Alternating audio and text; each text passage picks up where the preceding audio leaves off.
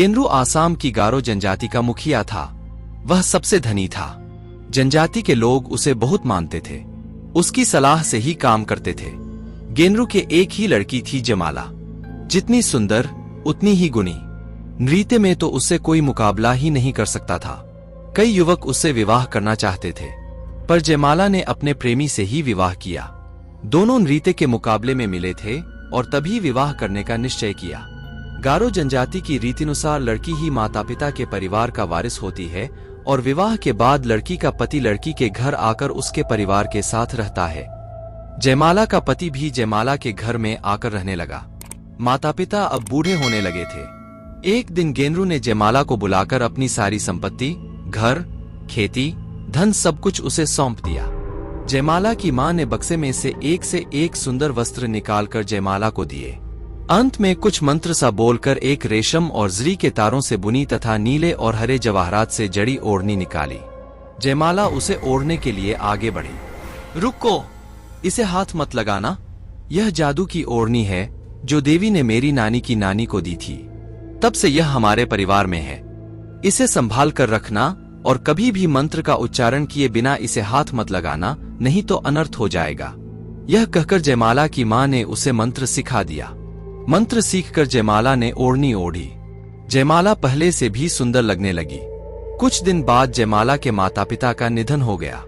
जयमाला उदास हो गई। उसका पति उसे हमेशा खुश रखने का प्रयत्न करता था, इसलिए हर समय उसके साथ रहता था। दोनों मिलकर हर कार्य करते थे। वह गांव के मेलों, उत्सवों में जयमाला को लेकर जाता था और उसका मन बहलाता था। जयमाला और उसके पति ने खेतीबाड़ी अच्छी तरह से संभाली। जयमाला मां की दी हुई जादू की ओढ़नी बहुत संभाल कर रखती थी। मंत्र पढ़कर उसे केवल खास मौकों पर पहनती और धूप दिखाकर फिर बक्से में रखती थी।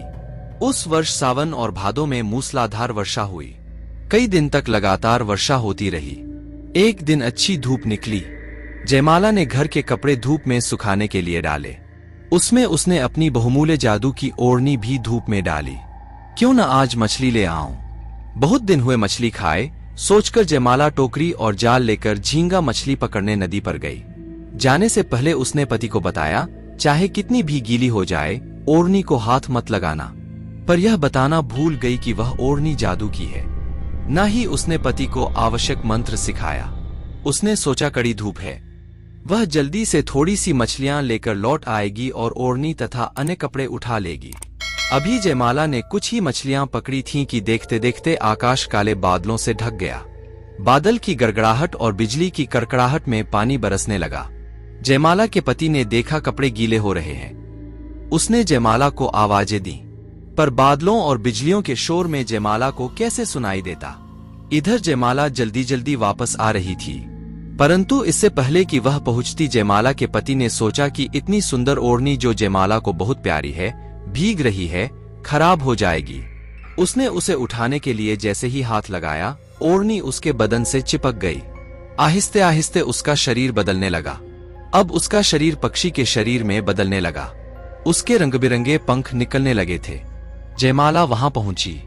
पति के शरीर को पक्षी के शरीर में बदलते देख वह रोने लगी। अपने दुख में वह मंत्र बोलना भूल गई। उसने पति के शरीर से लिपटी ओढ़नी खींचनी चाही। ओढ़नी को हाथ लगाते ही उसका शरीर भी बदलने लगा, पर उसके पक्षी शरीर में पंख कम निकले, क्योंकि ओढ़नी का सारा रेशम तथा नीलहरे जवाहरात पक्षी का शरीर बने पति के पंखों में बदल गए थे। जयमाला के हिस्से में कम या ना के बराबर पंख आए। जो आए वे पति के पंखों जैसे सुंदर और चमकीले नहीं थे। हरे नीले चमकीले पंखों वाला उसका पति बना मोर और जयमाला बनी कम पंखों वाली मोरनी। आज भी जब कभी आकाश में काले बादल छा जाते हैं और बारिश की रिमझिम होने लगती है, तो मोर नाचते हुए अपनी मोरनी को आने के लिए आवाज देता है। दोस्तों, कहानी कैसा लगा कमेंट बॉक्स में जरूर बताएं। अगर आप हमारे चैनल में नए आए हो तो लाइक, शेयर और चैनल सब्सक्राइब करके बेल आइकॉन को प्रेस कर देना, ताकि आगे और भी नए नए रोचक कहानी आप लोगों के पास सबसे पहले पहुंचे। तो चलिए मिलते हैं किसी और नए कहानी के साथ। तब तक के लिए धन्यवाद।